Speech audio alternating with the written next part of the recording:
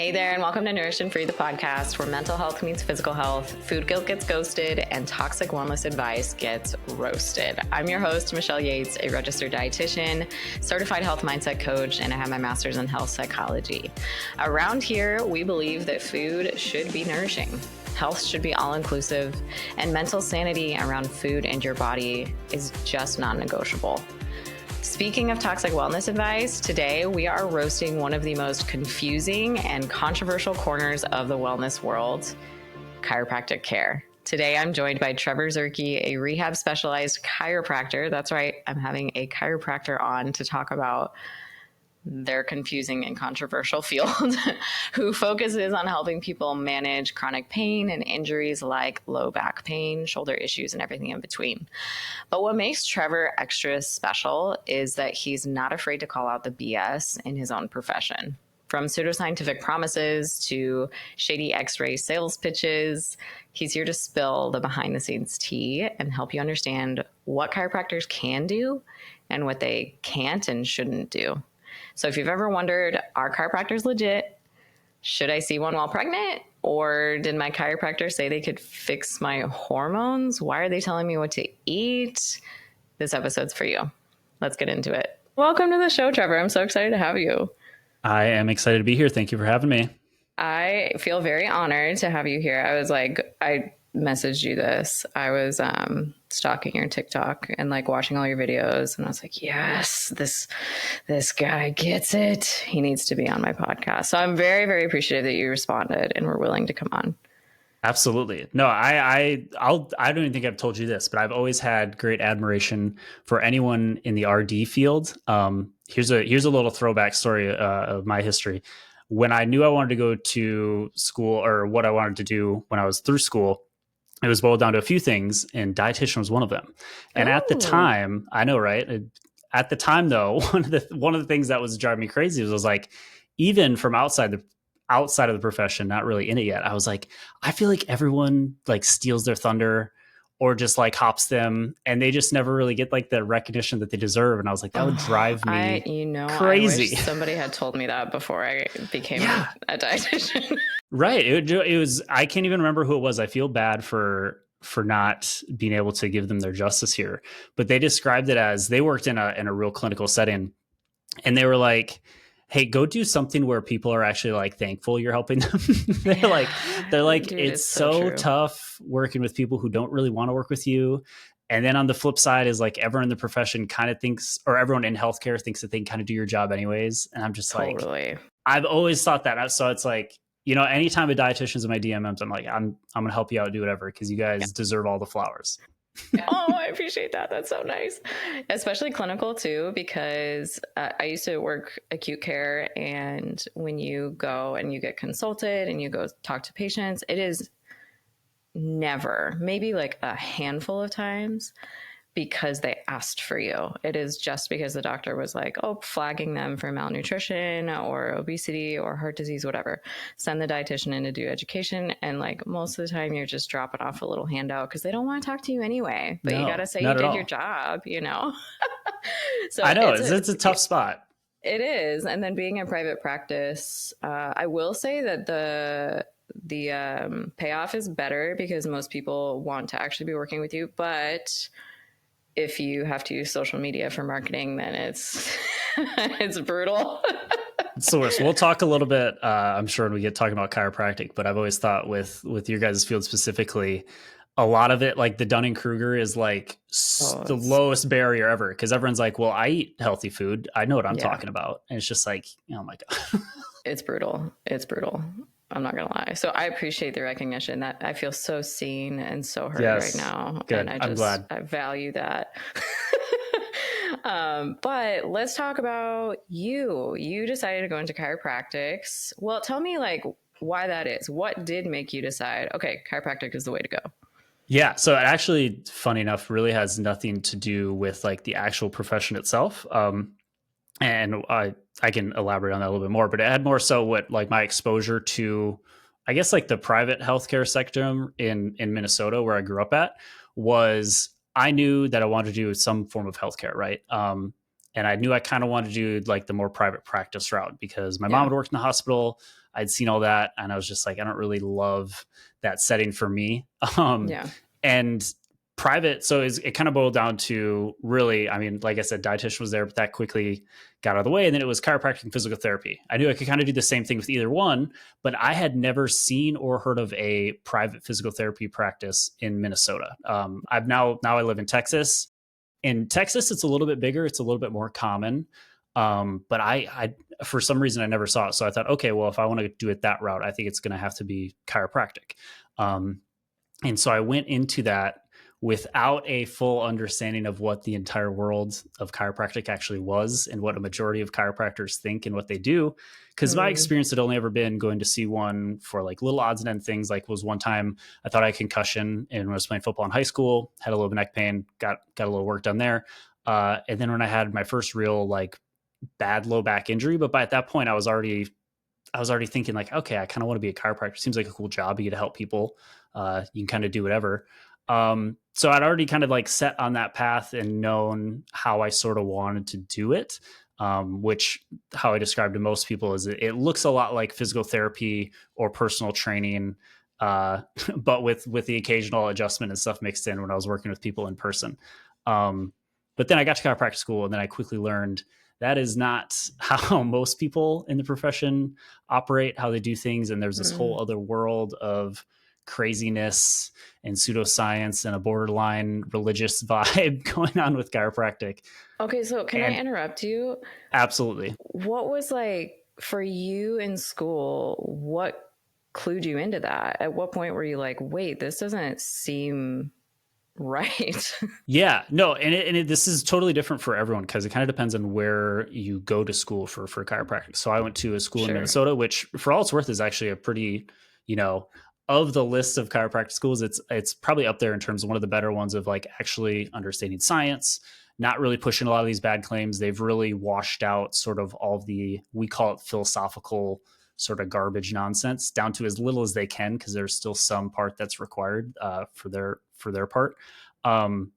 So initially when we got into school, it was a lot of just like your like basic sciences courses that are diving deep. So like anatomy and stuff. So it wasn't getting anything there, but it wasn't until we started dipping into a little bit of what they would call like the philosophy or sort of like the more chiropractic specific classes, probably in like the latter end of my first year, where you really started hearing some stuff that was like, again, for me, if you weren't already sipping the Kool-Aid a little bit, you're just like, that doesn't sound like that would be that would work. Right. So some of the claims, like really big claims of, adjustments able to fix this, or, we are adjusting to do this one thing. You hear that and you're like, man, that sounds almost way too good to be true. And then if you dive into the literature at all, or any other forms really of science at all, you just sort of start to realize like, oh, it's because it's not true. Right. And then I always say it's like a snowball effect from there. Cause then you start being like, well, what else are they saying? Should I be skeptical of? Right. What else do I need to be diving into more and more? And then as you kind of got deeper into school, it started splitting more and more where you'd have some classes where you're learning a little bit more of the evidence-based stuff. And then you'd have some that were like really deep diving into a lot of things I'm sure we'll talk about, and really, I don't want to say stepping out of scope of practice like necessarily, but you start seeing how chiropractors can sort of fall into the trope of thinking they can do a lot more than they probably should be doing. And that's where, again, it's like I think if you didn't already have the blinders up and you hadn't already been a little bit skeptical initially, it's really easy for you to kind of fall in that trope. Yeah. I can't imagine being in an academic setting and being like, wait, I don't know that this is right. And then you're being tested. Like at that point, you're just trying to give them what they're asking for and not necessarily agreeing with it. Right. In terms of testing. Right. Absolutely. And again, that's where I'll say hats off to like the school that I went to. Was really, I feel like I didn't really have to take a lot of tests, or like in a real true academic setting, have to get tested on a lot of that stuff. But I've talked to, hundreds of students now or colleagues at other schools, and they're like, oh man, we had to take tests on some of the most like made up la la land stuff. That's just not, and to your point, it's something that it's why I never really feel bad when I post, these sort of jabs and red flags about chiropractic online, and other chiropractors like, how could you be talking bad about the profession? I'm like, well, I don't think, if this is the standard, I don't think it should be held to the degree that you want to, right? When you're up there with like medical doctors and other professions like that. How does, I mean, I'm assuming that chiropractic school is accredited in some way, right? Or accredited. Mm-hmm. So who is like the governing body? How much is that being held accountable? Like, I'm trying to think in terms of curriculum, how is it that something so not evidence-based is being approved? You know what I mean? Yeah. And it's something I wish I could speak more on it, but I haven't really dived into it too much. I know it's obviously like we have a board of chiropractic examiners. There's a national one that covers everything. And really though, they only focus on, I don't want to say only focus on, but their biggest focus is on the national board exams that we have to pass to get our licensure, Gotcha. and stuff from that. And then, so the way I've always sort of assumed, and this is an assumption, I can't confirm or deny, is that the schools then have to base the curriculum around how to actually perform well at those exams. Cause these still is like a big deal of how your school does performance wise for these part 1 tests, part 2, part 3, part 4, et cetera. And so I don't necessarily think that they're actually diving into every single program's curriculum and looking at it tooth and nail. And I think that's why some of this stuff can really get kind of swept under the rug. Yeah, that makes sense that they're kind of more focused on like the board exam. And I mean, is there any kind of like auditing of classes going on at any point with the... It'd be tough to say, and it doesn't seem to be as frequent as you'd like. And again, it's crazy. It obviously, to my knowledge, it must not be that great because there is a crazy variance across schools. Like there are some that everyone within the profession knows, right? If you're kind of aware, I guess everyone's aware that there's a sliding scale here with chiropractic. And I always say that sliding scale is like true science. Like you want to be like a practicing medical provider where you actually like listen to or read research, understand that, and kind of take everything. And then there's like the flip side where it's just absolute cuckoos, like the craziest of crazies. That's where you're getting people where they can treat autism and ADHD and thyroid health with adjustments. So there's a sliding scale there. There are some schools that are so far on that cuckoo side that it's like almost like a joke within the profession, but for some reason they're still like really passing the exam. And if anything, they're probably getting the most students out of there, which is kind of the scary part. Yeah. Man, that's so interesting that there can be such variance and still pass the same exam, It's wild. That's why it's such a wild world that I'm like, I mean, I don't want to say I'm immune to it, but it's just like I went through it, so I guess I understand it now. But whenever I talk to anyone else in other health fields, they're always like, "What?" And I'm like, "Yeah, I know." I'm just trying to put that in perspective of my field and thinking about, like, I feel pretty confident whenever I meet another dietitian that we've had, no matter where they went to school, that we've had basically the same education in terms of the classes we took, the baseline understanding. You're shaking your Absolutely cannot relate. It's like a joke. It's a joke among, let's put it this way, among peers of mine where we all kind of think the same way, that when you meet someone in the wild and they're like, "Oh yeah, I'm a chiropractor," they say like a family member's a chiropractor, you like have to hold your breath. Like it's very I think for most people the relatable situation is if you don't know like someone's current political agenda in our great world of 2025, and you're kind of biting your tongue waiting for them to like tell their signs or tip their hat, and you're like, okay, this is how I'm going to steer the conversation. That's what I do with chiropractic. Like no joke, verbatim. That way. Wow. That is so fascinating. That is so fascinating. Okay, so you mentioned 2 words, philosophy, and then also that it can be a little bit religious. Yes. Do say more. I gotta hear this. So this is where, right. So if I just in case I use the terms, the way I would refer to someone like me or a chiropractor who, kind of understands where their limits are, where their scopes are, and are practicing to their best ability. We call ourselves evidence-based. That's kind of where evidence-informed, evidence-based chiropractors. The other side of that is where we call philosophy-based chiropractors, meaning they're just taking the general philosophy of what they learned from when chiropractic first started and what they believed in, now over like 120 years ago. And they still really practice on like those fundamentals, right? And that's where that's what most chiropractors are. And that's what most people who've seen a chiropractor, your chiropractor probably falls under that category. Those are chiropractors who They believe really the fundamental belief and sort of kind of drives everything that they do is they believe in something called a chiropractic subluxation.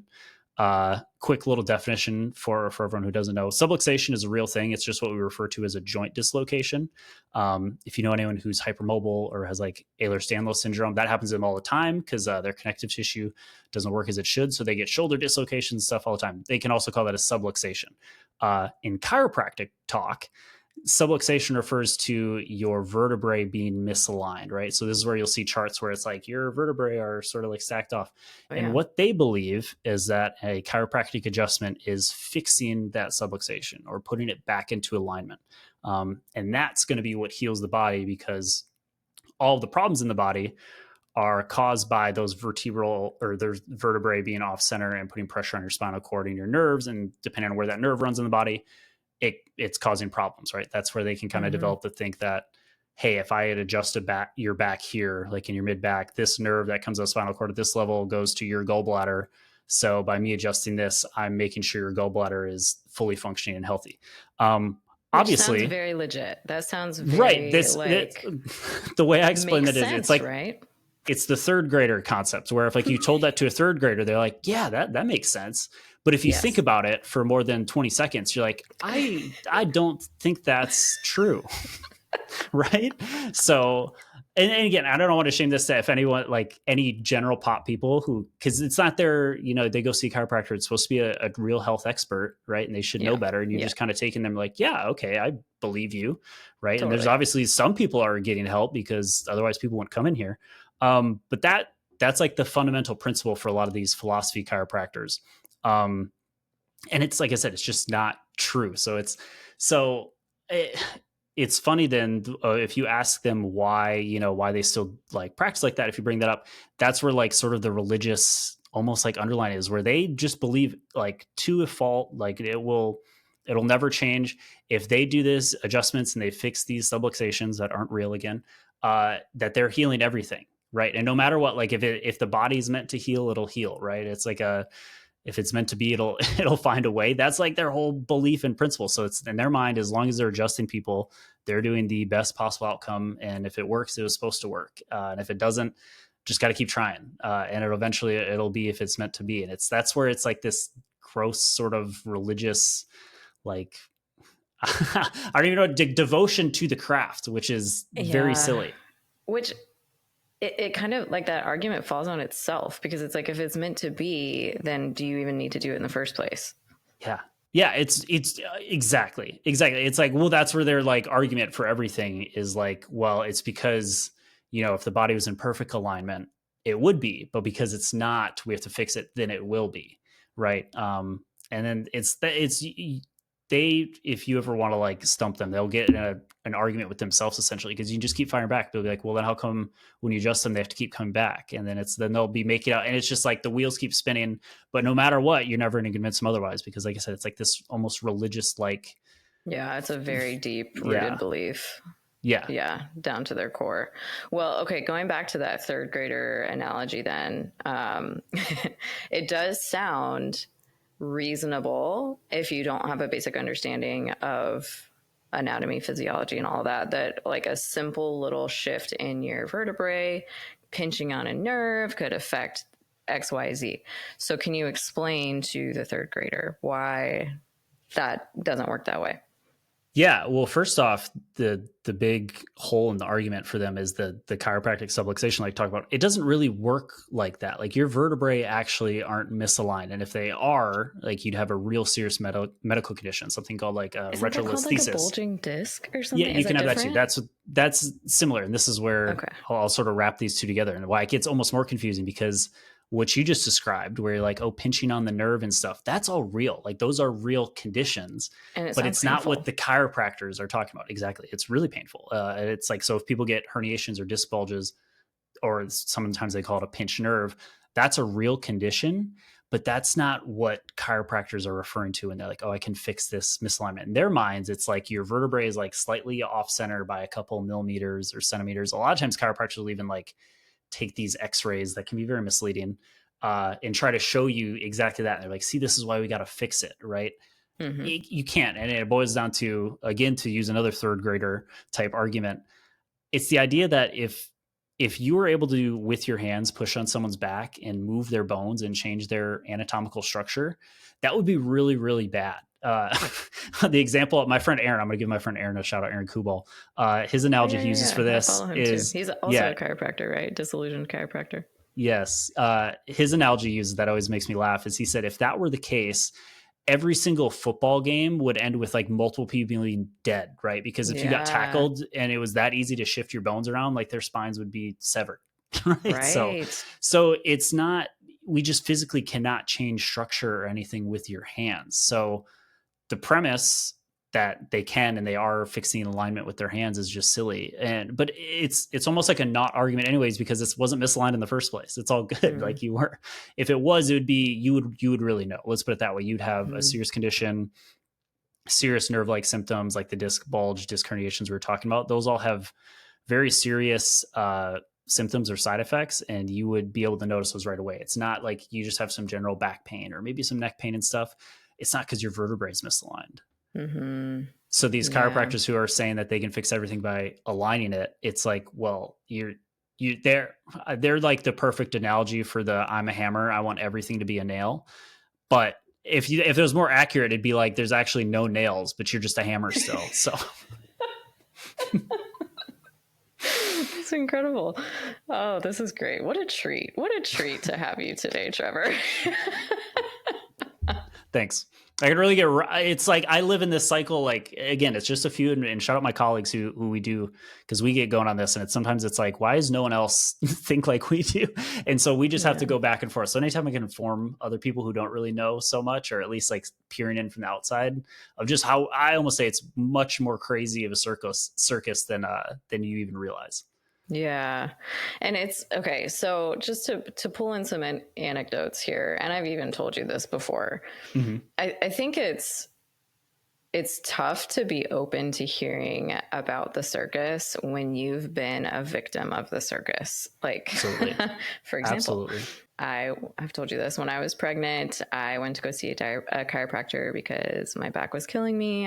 Obviously, I'm 5'1" on a good day. I have a ginormous belly hanging off of me. Of course, my back hurts. And so I go to this chiropractor just like, hey, man, can you do anything for me? And he does the whole x-ray thing. I don't even know if it's a real x-ray. Is it? Because it is a real like x-ray. A very small apparatus, if you want to call it that. Not. That was like that he would like scan down my spine. Do you know what I'm talking about? I do. I don't know if I don't know if I would want to share it because it's going to make you feel what you just said. I already feel stupid, so you might as well just. Okay, to put a nice bow on that subluxation talk. That would be called, they call it a bunch of different things. The one name I'm aware of is, I think it's called a nervoscope. And that little device, in theory, this is what the chiropractors and this thing was like invented in like the 1920s. Like this is way back there. Essentially what that thing does is it's trying to take your temperature at specific levels. And the theory here is that the temperatures will change at levels where there are these subluxations. Right. And so by using that device, they can accurately tell where those things are. And I've made a TikTok on this once where I was like, but that misses a big mark of like, hey, your surface body temperature can be different for like 1,000 reasons. Right. Uh-huh. So the idea that you're just scanning this little thermometer, if it's even accurate in the first place, and that's like telling you where the misalignments are, that's just so silly. Oh my gosh, I wish he would have told me, like, hey, this is how this works. I would have left immediately. Yeah. I know at least that much. Yeah. But arguably, I think that's almost better than getting blasted by an x-ray, because it's just like, at least, I don't know. The thing with the x-ray is it almost gets weaponized because it's obviously a real medical intervention that's used in hospitals and clinics all over the place. But it's just sort of the way that the chiropractors often use it is so misleading, and it's it's kind of used as a way for like a sales pitch where they can show you an x-ray. And I want to say this as someone who, I went through school, I took 4 or 5 classes on x-rays, learned how to use them, read them. Those things are still, images themselves are still so confusing to look at, in a sense of like, hey, is there something wrong? Is there not something wrong here? And you also learn that you can manipulate them relatively easily by how you set people up and how you take it, exposure and stuff like that. So there's all these variables. And if you're a common person and you have no idea what you're looking at, it's incredibly confusing, and it's very easily to be sort of led astray that something more severe is taking place based on your x-ray than actually is. Yeah. So a lot of chiropractors will do that. That's like the common, I always say, scammy chiropractor pitch is they'll bring you in for this first free session, say, okay, we just want to take x-rays and see what's wrong. And then they're going to point out 10, 20 things that are wrong. And you're going to look at it and say, oh God, like I am seeing it on an x-ray. I think that looks wrong. It's hard to say. Is most of the time it's something that's not wrong. Maybe if your posture is a little misaligned, but that's still at the end of the day, not even a big deal either. Like we have plenty of research now showing us that we can't be using that as a singular cause of you being in pain. But that's what chiropractors will sort of do, to try to, sort of fearmonger people into thinking that they do need to be fixed and they do need care. And then it gets even trickier where, after a few weeks, they'll shoot another x-ray and then this one looks better. And they'll be like, oh, see, like we made a lot of progress. And you're thinking, oh, wow, I guess, they did, even if I'm not feeling way better right now. Like it's on the x-ray. Like I can't deny the evidence. Right. So in some degrees, I would much rather have you take the fake little temperature nervy gun than x-rays. What this just made me think of is, how like people go see fortune tellers and the fortune will be something so vague that it's like, dude, this would apply to anybody. But the person is like, yes, how did you know I've been having stress in my life? Yeah. And I think they feel so seen. And it kind of reminds me of that, where they're taking these things that most people, or they're taking like information from the patient about like, okay, you have this condition or this symptom, and they're making it sound like they have this magical solution or they know so much about it, when it's like, I don't know. Yeah. Do you get what I'm saying? No, absolutely. And it's almost gets amplified or made worse by a lot of times it's hard to prove them wrong, and from a sense of like they didn't get results, because a lot of people that go in to see a chiropractor, a lot of the times it's not people who have been in like, I've been in pain, I've had neck pain for a year and a half and now I need to go see. It's usually something just sort of pops up acutely. And the unfortunate part is what we've learned. I guess the fortunate part is everyone in sort of the physical health space has sort of learned through the years that a lot of these conditions, acute conditions, will heal completely on their own, right? Over time. Complete irony, by the way, to the chiropractic philosophy of the body heals itself, is that it actually does. You just don't need the chiropractic adjustment part, right?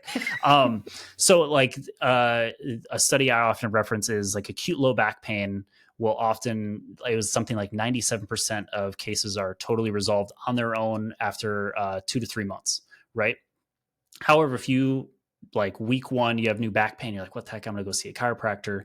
And they treat you and all this stuff. And they say, okay, well, we need to do these adjustments 3 times a week for like the next 8 to 12 weeks. And you're like, okay, well, I guess I'll do it.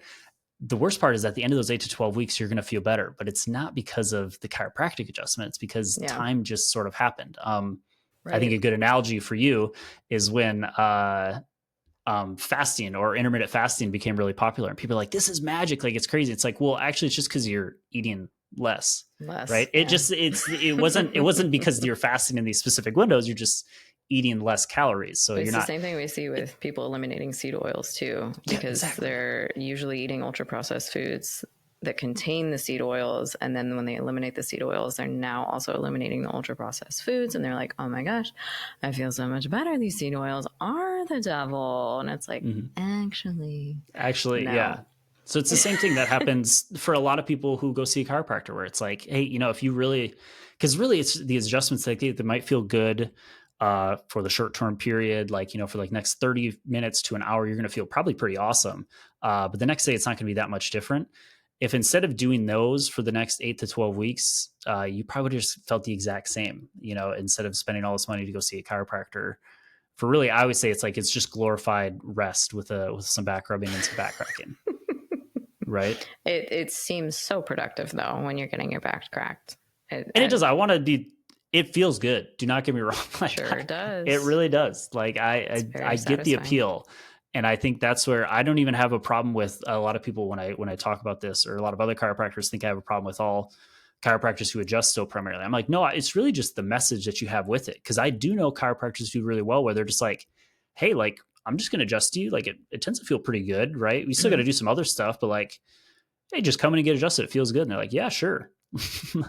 Yeah. And I'm like, that's okay. Like you're not overselling a promise. You're not doing anything. You're just like, it's, if anything, it's just like it's a lightning quick massage, you know, like no one's out here claiming massages can cure everything. They just feel really good. You get a little bit of short-term relief, a little bit of stress relief, right? That's good. Who's saying no to that? That's kind of how I feel with the adjustment itself. But it's when you attach all these harmful narratives of what it's actually doing and sort of troping people into feeling like they have to get care or they have to get a lot of care for a long time. Otherwise it's going to go bad again. Like that's where it's really gross and scammy. And that's where I often talk about for that reason. And this idea that if you just get adjusted enough, then you'll finally have relief from these chronic things. You know, like when I went to see the chiropractor I was talking about who did the fancy thermometer, I was told that it would, if I just, saw him for the next 12 months, it would fix my endometriosis. It would fix my PCOS. It would fix my your face. It would fix my sinus infections. What other problems do I have? I don't know. Any of the, neck pain. It would fix my neck pain, which by the way, I have a condition called Duane syndrome. And I literally do not have the nerve in my left eye to turn left. And so I do a lot of like correction to try to keep my eye from turning in. Like there's all these kinds of things that make my neck ultimately be tight all the time. Like this is just something I live with. And he's telling me that he can fix that. Not give me a nerve that doesn't exist, but he can fix my neck pain. I'm like, I'm pretty sure you can't fix that because that's like, if we want to talk about root issues, right? Yeah. It's that I have something that like just doesn't, or I don't have something that needs to exist. So anyway, he's telling me all these things that he can fix. And I'm like, bro, I just came here because my back hurts because I have a baby hanging off of my belly. But if you want to see if this fixes anything, go for it. Spoiler, it did not fix any of those things. Color me shocked. I can't believe Actually, it didn't help my pregnancy pain either. Yeah, which I know that's something you had mentioned, and it's to any pregnant moms out there. I get that question a lot. That's probably one of my number one TikTok comments is like, hey, like I'm pregnant, I'm in pain, I want to go see a chiropractor. Are you saying I shouldn't? I always say if you're looking for like short-term pain relief, you're just in a lot of pain and you just want to feel a little bit of comfort, I'm not going to shy you away from it. Like the last thing, I always say the last thing I want is a try-3 mom to just be like waddling around in pain. Like if you get anything for it, like go for it, but just don't let them oversell the promises. Especially when you get into the ones where it's like, this will actually make your labor smoother or make it go faster. Yep, right. I was told that too. Or a lot of the times which I'm sure this will go into our next topic. They'll try to rope that into then, well, after you have the baby, make sure you bring baby in here as well. And like, that's where it's a slippery slope. So I was like, as long as you're aware of those things beforehand and you can have like kind of the blinders up of like, hey, no, ideally you'd be going to see a chiropractor who won't try to push you on that. But if you have to make do with what you have, just being aware of those things and those sort of scenarios and being able to say no and like just being like, I just really want the back crack. Like, I just want to feel good right now. That'd be awesome. Oh yeah. I was told it would help my labor. Ended up having a 28-hour labor. You just didn't get adjusted enough. That's what it was. I just didn't get enough. I didn't go in a couple more or often enough. Yes. And then I was roped into the then pediatric, which we should just segue into that, which, I was low-key shamed for getting an epidural at one point, and I was like, no, you cannot make me feel bad about that. It was a 28-hour ordeal. I needed to relax. I also needed a nap. This woman needed a nap, and the epidural helped, and I am not going to be shamed to think it messed up my baby. My baby's fine. But she had reflux, and so then they were telling me, if we do adjustments, it'll fix her reflux. I think I took her there 2 or 3 times. And then I went to a an appointment with her pediatrician, and he was asking about the reflux, and I was like, yeah, but we started going to see a chiropractor who said they could fix it. And my pediatrician was appalled. Like, he Yeah. was appalled, and I was so embarrassed because I should have known better. I'm in the medical field. And then I asked this chiropractor if he had any. Then I went down the rabbit hole, and I was like, hang on. And I asked him for literature about pediatric adjustments being safe and effective and even helping the reflux. Like, at this point, that's the only reason I'm bringing her to him, is for help with the reflux. She's crying all the time. It'd be great if somebody could help me with the crying. And he said he could. Anyway, he, the best he could do was send me some case studies. And I was like, no, I know enough to know this is not real evidence. This is one case study, multiple, and not a peer-reviewed journal. It was just so, and I was done after that. So anyway, long story short, I don't take my kids to the chiropractor. No, so let's talk about that. Yeah, nor would I recommend anyone to, because it's exactly your point. It's just there's zero real literature out there showing that it does anything, right? And it's not even, the claims are so crazy, right? Like, it's all we just talked about. Like, there still is some, like, I can't even make a concrete point in saying that like adjustments don't help with back pain or neck pain, because there's some evidence that for some people it does sometimes help. For any of the baby pediatric claims, none, right? The colic, the reflux, when they start getting of age, like a popular one is like it helps with bedwetting episodes, ADHD and autism, all these crazy things. And there's not a like single lick of evidence there. And it really just kind of flows into that philosophical side that we talked about, where they're just kind of running off of this thought, like, well, hey, like babies, their nervous systems are developing, like it's probably not developing like perfect all the time, because babies, they're crazy, they crawl over and they're moving all about. Like something's got to be wrong there. So if we can just sort of fix it, it should fix all of these issues we just talked about. And I want you to note, all of those issues this is what I always think is like particularly sinister. All of those issues are ones that cause mom much more problems than baby. Right. Colic. Right. Like you said, the reflux, they're crying all the time. Right. And it's sort of one of these things where like the mom's like, I would love to get this fixed right now. Or something me and you talked about a little bit is like, you almost feel like a peer pressure. Like, I'm a bad mom if I'm not helping my baby do this thing. Right. So I got the epidural, I need to fix this, because apparently I shouldn't have done that. And I didn't think that, but I could see how others would, Yeah. Totally. Which, for the record, my wife is a labor and delivery nurse. And so we talk about stuff like that all the time. And I've always said as a guy, I was like, I kind of feel like I would love an epidural. Like, just give me one on a Tuesday. Like, that sounds awesome. She's always lovely. She's always like, please don't say that. But I'm like, I don't know. Like, I don't know why there's any shame there. Like, I would take that in a heartbeat. I've done labor every way. I've done it with an epidural. I've done it with an epidural that didn't work in time. And then I did one just without ever even placing it. And after that last one, I was like, I don't see the big deal. Like, I just get an epidural. Just get it done with. It's so nice. So nice. Right. It really hurt. I can't imagine. I'd be remiss if I didn't, because I make the joke to my wife all the time as a guy. I'm always like, it can't be that bad though. Like it can't be that bad. Like, it sure is. Totally kidding when I say that. But no, you're right. And I think that's where a lot of the like pediatric and sort of mom-centered chiropractic, it's really almost built on this sense of like moms feeling like, that's like, if I don't do this, I'm not a good mom. Right. And then there's all these communities of all these other moms taking their babies there, in the world of social media where they're posting on Facebook. If you're like, well, geez, I'm not doing this for my kid. Am I a bad mom? Maybe I need to go do this. Right. And they can give you all these problems that you said that are like, yeah, that is annoying. I wish she didn't cry so much. Right. I wish she wasn't wetting the bed. Like, and then so it's easy to get roped in. So I always feel really bad, because it feels like people are getting taken advantage of, because they really are for the most part. And again, it roots back to none of that is based in any evidence at all. In fact, I don't even think I even told you this. Australia has actually outlawed any sort of pediatric chiropractic care at all. Like, you can't do any, I don't know to the extent of it, if it's like chiropractors can't even see like people under or kids under a certain age or anything, but I know they absolutely cannot do any sort of adjustments, which they're not even, it's like glorified back rubbing is what I always say. Cause at least, knock on wood, at least like the the chiropractors who work with babies, for the most part, it's not like they're actually adjusting them. It's kind of like they're just like pushing a little bit on them. I don't even, it looks just like it looks like a little back rub.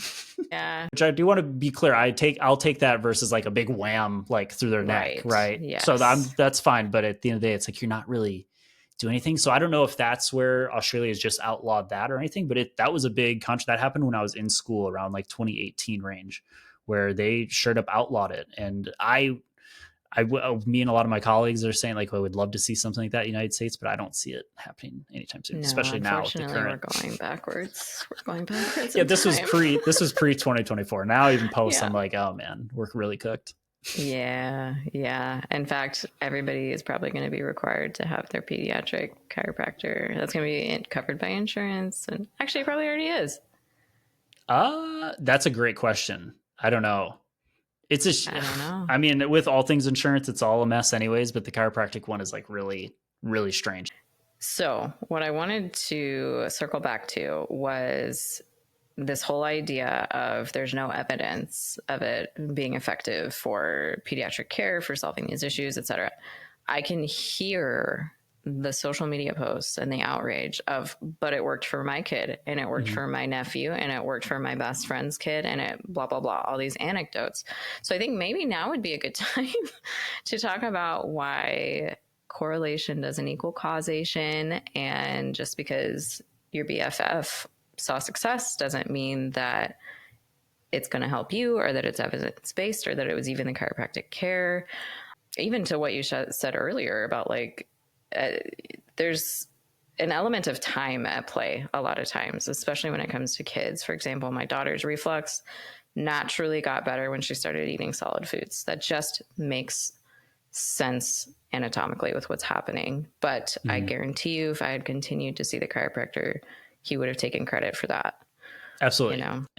And that's where I think it's easy to explain on like a Gen Pop, like if me or you if we didn't know any better and went to see a chiropractor for our back pain and stuff, it really boils down to, it's hard to disprove, again, because they're seeing these people for, these long periods of time. So there's something that just might have happened out of their control, that their case is now better and they can take credit for it. And that's what they'll kind of go to. And I'll say if you've ever had experience with, you go to a chiropractor and you've gotten better, or you've seen someone and they've gotten better when they see it, a lot of it boils down to, it's just pain, is especially like physical pain or muscular aches, anything like that, that chiropractors are supposed to be treating. All of that is really, really complex. And it's something it's a multifactorial pain, meaning your pain often isn't being derived from one thing being wrong, right? So it's not necessarily always like, okay, my back hurts, that must mean there's something wrong with that joint, or there's something wrong with that bone. There are so many other factors that have absolutely nothing to do with your actual physical health, right? It can be your emotional state, how stressed you are you sleeping, your diet, all of these other things, right? It's the same thing in the world of nutrition and diet and stuff. All of these things play a big, big role. And that's, I always tell people it's a good news, bad news thing, right? Because it's a good news from the side effect of like, hey, that means we don't have to just like focus on this one thing to get improvements, right? We can work a bunch of these secondary things that maybe lower barriers or lower hanging fruit to hit, and we can see progress. The bad news is it makes it a little more complex from like a diagnosis standpoint of like, hey, what is actually going on? You have to be a little bit more comfortable with like, we don't really know what's going on, but we have an idea and we think like these things might help. So because you have all these factors, it's really hard to say that, oh, just because you went to the chiropractor and, they were doing a little bit of work on your back and it felt good for a short period of time, that sole thing is what fixed, your pain or someone else's pain or their headaches or all these other things. There's just so many other factors at play that it's hard to boil it down to being like, that was the sole thing that made the improvement. Mm-hmm. Yes. It's exactly the same when it comes to nutrition. Back to the seed oils analogy, like we can't just say it was that one thing. Maybe it was for that one specific person for whatever reason, but it's so difficult to say that with certainty, and people love certainty. Yeah, right. No, and it's hard. And it's like, and there's a lot of other times where, I think it can get confusing too, and I'll sort of relate this back to when I practiced in person. Was I would never do just adjustments alone. When I'd work with people, it'd be like an hour long setting where maybe we'd do adjustments and like a little bit of manual work at the start. And then we'd move right into what a lot of people looked more like physical therapy, or in my case, like personal training, because we'd be doing a lot of like more intense rehab work. The reason I would still do the adjustment for some people is we can almost use that as like a little cushion to kind of get us like over the hump of like, okay, I'm not in so much pain now, I can move my body a little bit more, right? Yeah. And I think of this a lot when you see, every time I get a video, there's always someone who responds that, well, hey, how do you explain this? And they link this one really viral YouTube video from I think it's like 10 years ago or so now, of this guy who he walked in, he could like hardly move his back. He's just like visibly hunched over. And he's like, my back's in so much pain. I haven't been able to move or do anything. And he gets an adjustment. And you can almost see right then and there, it's because he's been like moved into like a new range of motion that he hasn't experienced in a while. And it's like so shocking, and so much adrenaline comes to his body. And he's like, oh my gosh, like, I don't know. And he almost gets like a new rejuvenation. Now he can start moving. Now he goes from, I couldn't walk, I just have to sit and lay in bed all day, to now like, hey, I'm actually able to walk throughout the day, maybe do a little bit of light activity. Like, I just generally feel so much more positive about my life. Like, all Mm. these secondary effects now are happening. And I would, the evidence would tell us, looking more at those things, that's probably what actually helped him get like this long-term progress. But at the same time, then I can't say like, okay, well, the adjustment like sort of helped push him there, but it's not Yeah. necessarily the thing that did it, right? If he just got adjusted and then nothing else changed in his life, that wasn't going to be what fixed him, right? It can produce all these other things, but that's where I say it can still be helpful sometimes for some people. And it's just how you look at it. It can't be like the sole thing that you're doing. It has to be something that leads to other things that can make positive change. Yeah, I love that. It's like a stop along the way to other health promoting behaviors, like moving your Right. body more and the resistance training and stuff. And if you can't do those because you're in pain and that helps alleviate the pain so that you can do them, then yeah, that Mm-hmm. makes sense. I think that's a great way to look at it. So for you then, when you're hearing about somebody that is going to a chiropractor, or you're seeing, a chiropractor's posts or their website or whatever, what are some red flags versus green flags when it comes to that individual's practice? Totally. So we kind of do them at the same time, and I'll break them down. A lot of it starts with the language, and I think that's what I sort of talked about at the top, where if you can start to hear some stuff of like how they're even approaching, their philosophy towards treating pain and stuff right away, like that's if you start hearing terms like subluxation, or like the adjustment, like fixing stuff. A popular one that they use is like the innate intelligence, and that's essentially everything you talked about, where it's like the body will heal the body. That's their term for that, is like your body will innately make everything well. So if you start hearing things like that, like even just looking at their website or anything like that, instant red flag. That's a really big red flag, because it can be a really slippery slope, what I talked about, where in their mind, that tells me, when I hear language like that already, they think that they can cure everything you have, right? And so like you great example that you can relate to is, I might be coming at this one issue, but if they start to hear that I have other stuff, they're gonna be like, hey, I can fix that too. I can fix that too. Mm-hmm. I can fix that too. And it just gets really uncomfortable from a point, like you almost feel like you can't say no at that point. Right. Yeah. And a lot of them will be like abrasive about that. So that's my ultimate red flag, is when you start to see stuff like that. That's before you even like walked in the door or anything. Like you can scope that out right away. Green flag on the flip side would be is if you go, looking at their website or the reviews and stuff like that, and everything's like a little bit more nuanced. If they have a social media page, like they're talking about things, I always say it's not nearly as sexy, right? Because they're having to explain like in depth, well, maybe like this and maybe this. Yeah. But maybe they're promoting other things besides just the adjustment, right? Their page isn't full of them just cracking people's back. Maybe it's like doing a little bit of exercise, or like showing this, or like talking about things. Note though, if they're talking about things that are like, I don't think I would see a chiropractor for that, that's a red flag, right? So we can boil that one Point. into scope of practice, right? Because this is Yeah. another thing where a lot of chiropractors will be talking about things where my my sort of outlier or common sense test there is like, if you hear a chiropractor talking about things that aren't like on your body, like your shoulder or your neck or your back and stuff, you probably should not listen to them, right? So if they're talking about hormones and your thyroid health and stuff like that, Or food. or food, right? Anything that's like, it's not in their lane, like maybe they can learn a little bit extra about it. And I always do say this, I probably shouldn't because I'm being nicer than I should, but I don't want to discredit that they haven't like put an effort to learn more about these things, Sure. but they have not learned to the level that you have as a dietitian, or that Yeah. any like an endocrinologist has learned about the hormones and stuff. It's just they are Yeah. not qualified enough to speak on it with so much authority and speaking to a public that they can help them and they can be like the vehicle to sort of make change. So if they're talking about other things like that, or it even just seems like they're not even treating things you'd think you'd see a chiropractor for, like Hashimoto's and stuff like that, that's a big red flag to me, because again, that gives me insight that they're probably more on that philosophy side where, hey, I can do whatever. And it might not even be with adjustments, right? It might be that they just have sort of slipped and fell into the supplement aisle of it, where they're, you know, spoiler alert, if they're selling a lot of supplements, that's not because they think it can help you. It's because that's a huge part of their business model and a lot of big revenue. That could be like a whole other podcast of talking about the weird world of chiropractic supplements and stuff. But oh, you got time next week? Just kidding.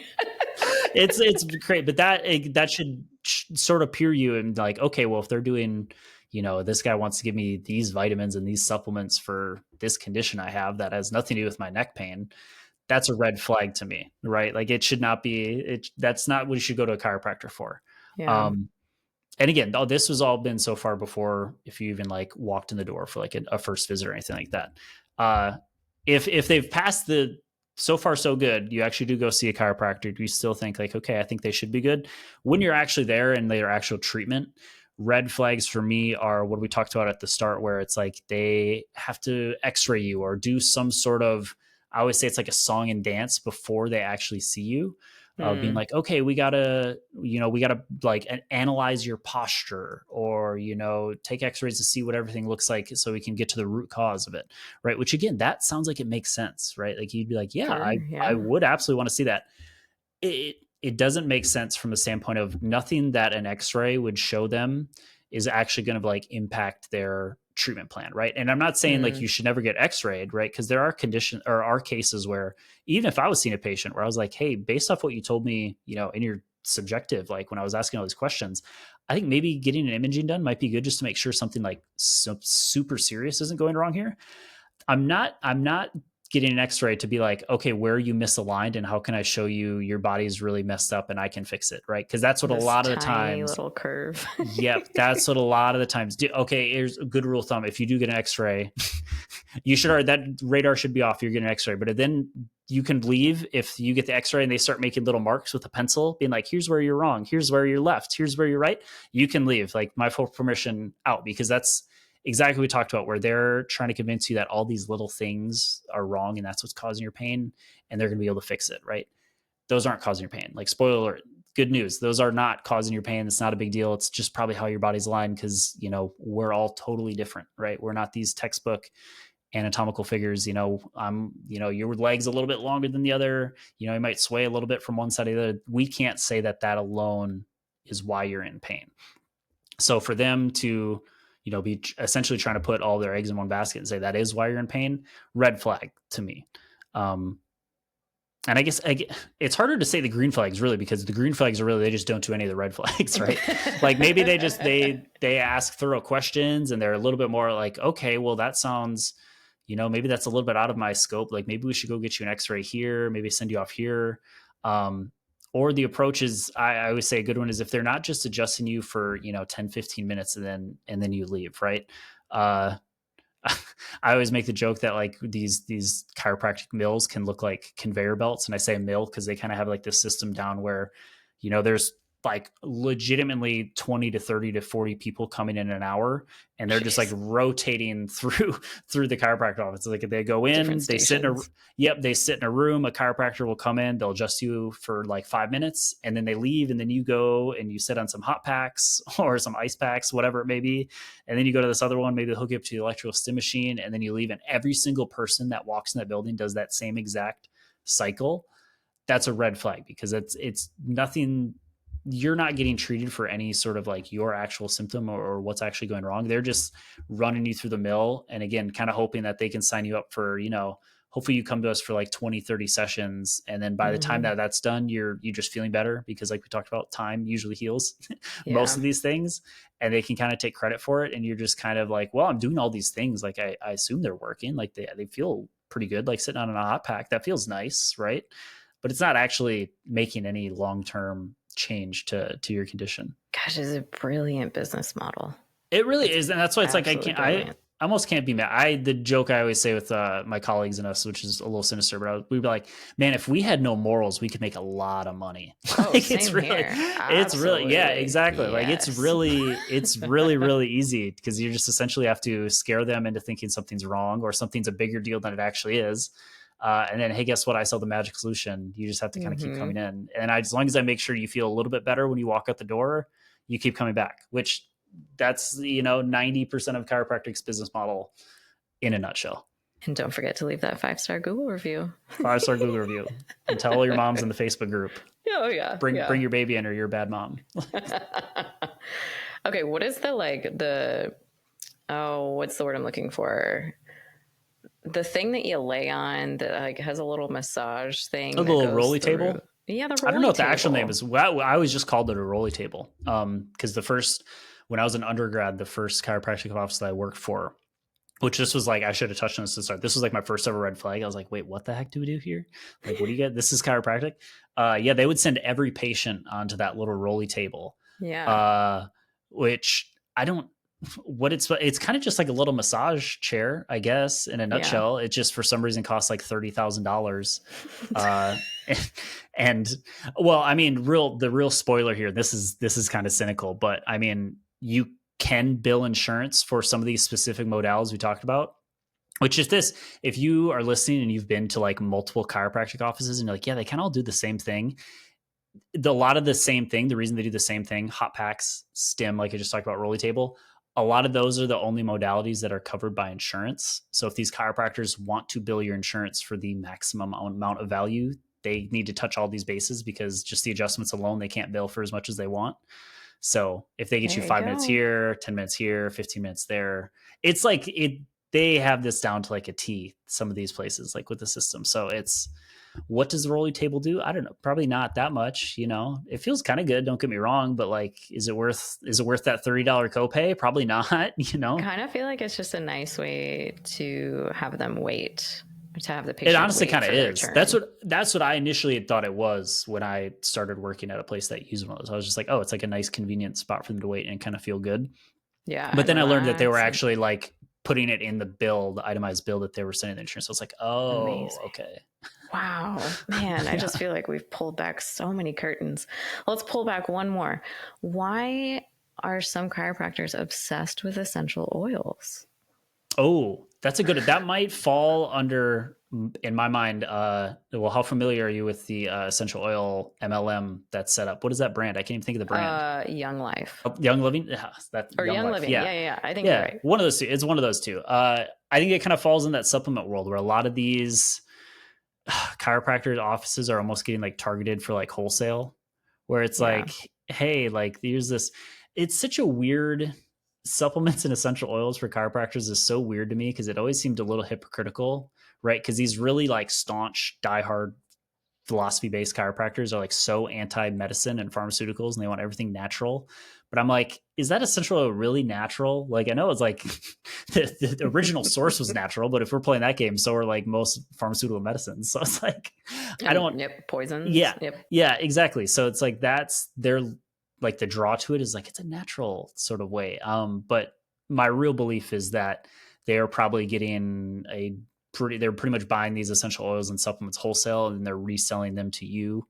And again, that's probably a big, big part of their business model. I know for sure that's the case with supplements. It's like, there's a lot of supplements brands where you can even, I had, shout out to one of my friends, Emily, she's a dietitian. She had brought this up to me where she asked me, one of her clients that started working with her, she asked him like, hey, what's with this like supplement company? They cost like $200 for this bottle of pills. It's my chiropractor trying to get me on. Yeah. And so she sent it to me and I was like, oh, that's like a really popular brand in chiropractors where you like, if you were a patient, you could not buy that supplement from their website. They only sell them to chiropractors, and then the chiropractors sell them to you. And it makes so much money, like stupid amounts of money. And it's because you're just paying like insane markup prices for these supplements. I don't know, maybe they're good. I don't know. And as far as the supplement goes, I doubt maybe it. that is a great source of whatever, sunflower, whatever it may be. But it's like, is it worth $200 for 30 capsules? Probably not, you know? That is wild. It has that appeal of almost like having to go to your primary care physician for a prescription.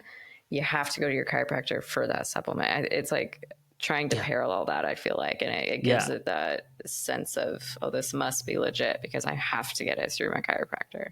And it really like it teeters this like weird line because it's like I'm not even saying some of those supplements might not be like effective. Like I don't know, it's like most supplements, like maybe I don't know. It's hard to say. Is it the cure? I can definitely say it's not, but it might help you like a little bit, even if it's marginal.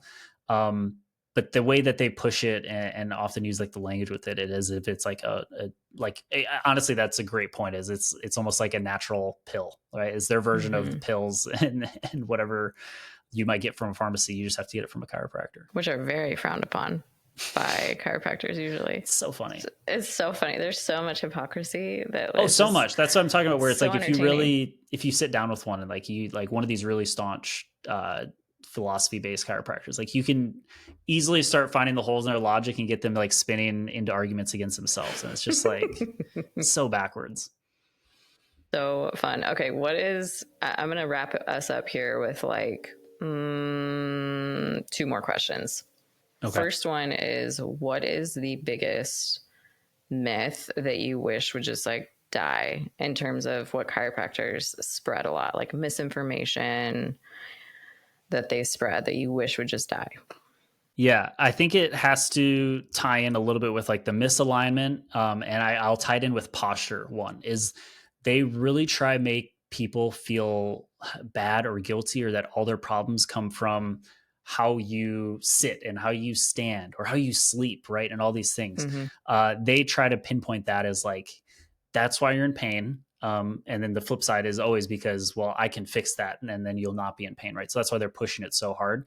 But it's such a harmful narrative because it gets people like really, like, especially if you're really like anal about stuff like that, where you'll be like, oh, I need to sit up straight, right? Like there's probably people listening who's like, my mom used to like smack my back and be like, I got to stand up straight, right? Or just, like that stuff like really affects people, especially in like a world now where a lot of people work at a desk or they work from home and stuff, and they just feel really guilty about how they do it. And it's just like, that's not something you really need to be worried about that much, right? And I don't want, I'll put a disclaimer on that, is it's not to say that, you know, if I sit at in this desk, in this chair like this for the next 8 hours, I would probably feel a little bit of back pain, right? That's just because I'm doing something in a position that I don't normally do, and I'm doing it for super long periods of time, right? It's no different than when people fly in a plane and they get like, oh, my back hurts, because you're in this little tiny cramped seat and you're not moving for like 2.5 to 3 hours, and you never do that, right? It's not that far off than if you don't run and all of a sudden tomorrow you're like, I think I'm gonna go run 3 miles, right? Your body's gonna be like, dude, what the hell? And it's gonna be really sore and you're gonna be in a lot of aches and pains. It's not because running was bad. It's not because sitting like that was bad. It's just because it's not something you do a whole lot of, and it's putting a lot of stress on your body and in a way that it's not used to and it can't really sort of handle at this moment, right? You know, and you probably feel that way too, just standing in one place for 8 hours. Exactly. That's my thing. Like this desk I'm at right now is a sit stand desk, and I like it. I hate the marketing that they use for it. And it's that sitting's bad. And you need to stand. If I sit or if I stand at this thing for 2 hours, I'm like, dude, this sucks. Like my hips hurt, my feet hurt, like everything hurts. So it's not, you're exactly right. It's never the actual position, right? It's like the duration, right? The dosage makes the poison, right? That's what the saying is. It's the same thing with like this sitting, this posture sort of stuff, right?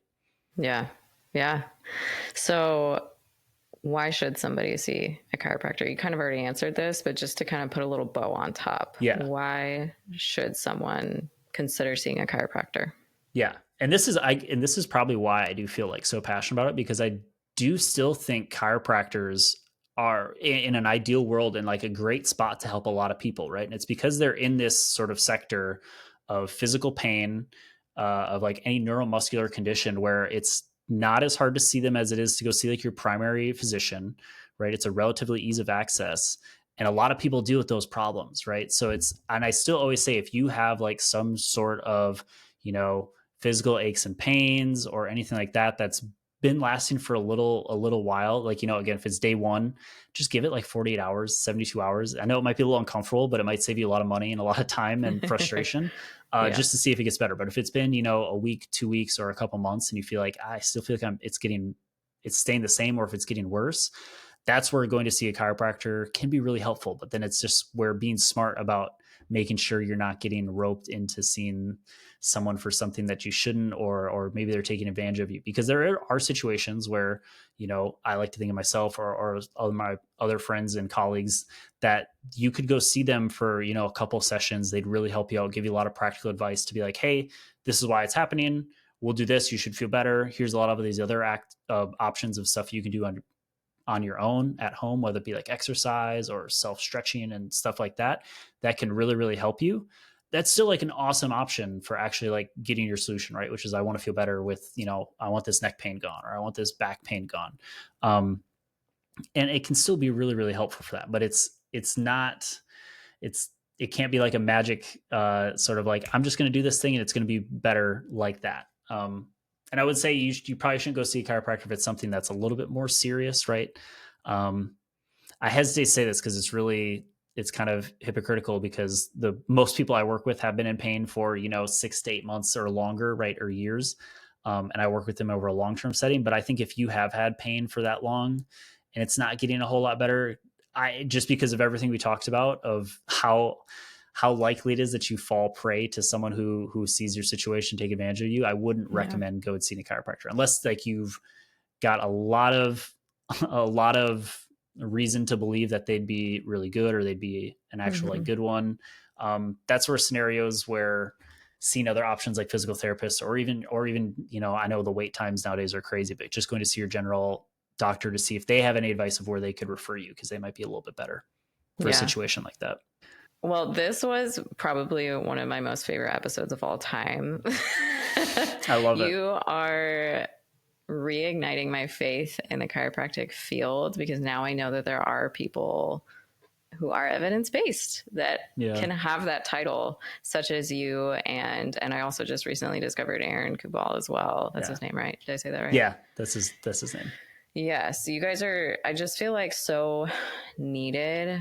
And the reason why is because there are so many, and I see this, like there's so many people being taken advantage of by thinking, oh, if I just go see a chiropractor, then all of this will be solved and it will be better. And then they get roped into years and years and thousands of dollars of treatment that probably was unnecessary, or maybe it was helpful at least because it was a placebo, which to that I say, great, good for you. I'm glad you got your placebo effect. At least you feel better, but was it worth all the money? Right. And is it, and more importantly, is that transferable to anyone else, right? Your situation might be so unique. Right. And that's a problem, because then you go tell people, oh, I feel so much better because I saw this chiropractor, and that is not transferred to them. And it is causing harm in the long run, unless you have somebody awesome like you who's considering what is truly evidence-based. How can we look at the whole person within your scope? You're like, you're considering them in a holistic way, but you're not stepping outside of your scope, which I think is so important. Like, I am not trying to crack people's backs. That's not my job. And yet I was starting to be told how to eat by a chiropractor I went to go see, and being told I should do a food sensitivity test, which I'm like, those are a scam. Why are you recommending this? Yeah. Oh my gosh. Like, it's just, anyway. So for the listeners, it's not wrong to go see a chiropractor. Just please be wary, and please have your defenses up, I guess. Would you agree? Yeah, I think it's, if it's something where you're like, I do feel like I need to get outside help from this, it's not something I can manage on my own, they pass all the flags, then totally go for it. The last thing I want to do is shy away from what could be a good chiropractor, right? Yeah, absolutely. Well, you mentioned that you do virtual care, right? Yes. So I saw people in person for the first 2 years. And then as my social media pages got bigger and bigger, I had a lot of people who were like, hey, like I live in, California, but I'd love to see you. And I'm like, this was new to me, was apparently as the rise of other YouTube and TikTok chiropractors got there, there's actually people who like fly across the country for these people to get their back cracked, which is insane. So I think that's Wow. what people were reaching out to me, and they're like, "Oh, is this like what I need to do?" And I'm like, "No, like that's most of my practice or quote unquote work is it looks like we're working out, right? It's just in a very specific way for your goals and your needs and your condition, right?" And I'm like, we can do all that, from where you're at, right? And it looks just a little bit more like online training. So I started doing that as I was still working with people in person, and it just got to a point where I was doing that 50-50, and I was like, you know what, I think I can just help more people just by not spending, my physical body being with them for an hour a day. So I just transitioned to strictly online here in this last year. And so now I work with people remotely, and it's still get the same great results, still have all like the same Love that. progress, and nothing's really changed. It's just a different way to do now. But I absolutely love it. I love that so much. Ever since COVID and lockdown and people doing telehealth more, it's been cool to see which professions are like, oh, we actually don't necessarily need a brick and mortar office. We can function this way virtually and still help our clients. Like that's been me, for example, and it's just so much more convenient for everybody. It's It's so convenient, nice. and it's weirdly enough with mine. Like I feel like they get more out of it anyways, right? Because it's Yeah. a big part of what like me and other evidence-based chiropractors are wary of, and why we don't like the adjustment so much, is it can create this sort of dependency where Mm-hmm. like, hey, even if you're giving them, these patients, other stuff, like, hey, we're doing all this stuff and that's going to help you get better, a lot of it's just nature. They look in like, hey, I go in and see you once a week, you do this stuff, I feel like you're the reason I'm better, like I need to be coming to see you to feel better.